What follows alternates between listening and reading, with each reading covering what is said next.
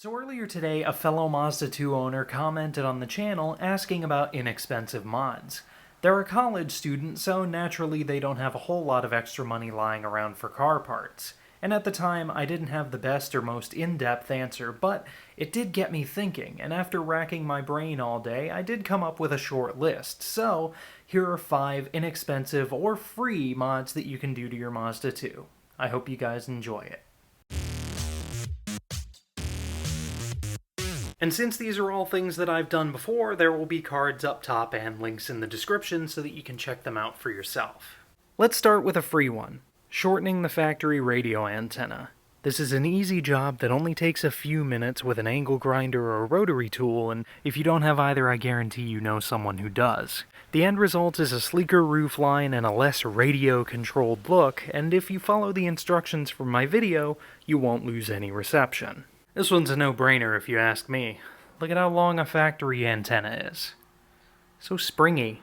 This next one's free, but it's also the most complicated on the list, removing the orange corner lenses from the headlights. It's also admittedly only for people from North America since the rest of the world got clear lenses, but this is where most of my views come from anyway. All you've got to do is take a heat gun, a hairdryer won't work, and if you don't have one, you know someone who does. You heat up the headlight, you separate the lens from the main body of the light, you pull that orange part, and then you sandwich it all back together with heat. And the reason why it's free is you should need no materials. There's enough glue in there that if you reheat it properly and sandwich it back together the right way, it should be nice and sealed. But if you want to spend a couple of dollars on some sealant just for some extra insurance, it's not a horrible idea. I had to reseal this one because some moisture got in there at some point, but all in all, not too bad, and it really cleans up the front of the car and makes it look like it was in other markets, the way it was meant to be. A bonus sub-mod, I guess you could say, that goes with removing those lenses is adding LED side marker lights. They're inexpensive and they really class up the front of the car. The next two are out back, and this is where it starts to cost money, but not that much. First, we're going to talk about these reflectors in the back bumper that I've blacked out with Plasti-Dip. There they are on the green car. Not as cool. So if you want to clean up the back of your car and make it look more like it has the Japan spec bumper, can of Plasti-Dip on the reflectors, and you're good to go. The next one explains itself. Get yourself a Demio badge.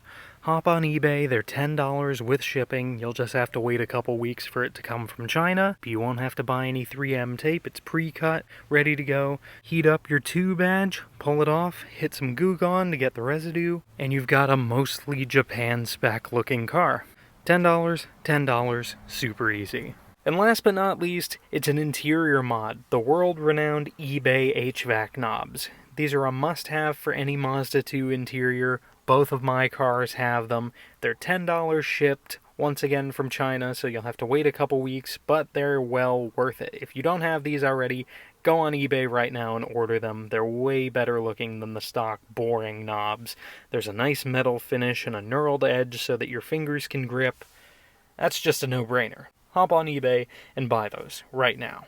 And conversely, if you have $50 burning a hole in your pocket and you don't want to spend it on several things, you only want to buy one thing, buy an eBay lip. It's $50 with shipping. You can get a DDM Works short shift kit. That's like $45, so plus a little bit shipping, it'll be a little bit more. Those are 2 single mods that you could spend $50 on that are also really good. I definitely recommend the short shift kit to anyone with a manual too. So there you have it, folks. 5 easy, inexpensive, and in some cases free things that you can do to your Mazda 2 to change it up a little bit and make it more your own.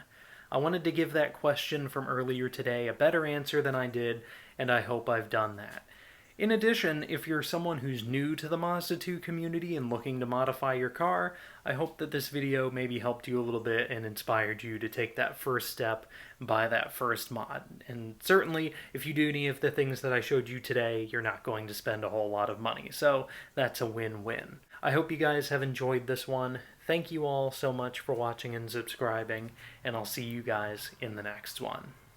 I almost forgot, I just crossed 1,500 subscribers, and I'm about to hit 250,000 views. That's amazing. Thank you all for the continued support. I really appreciate it. See you guys in the next one.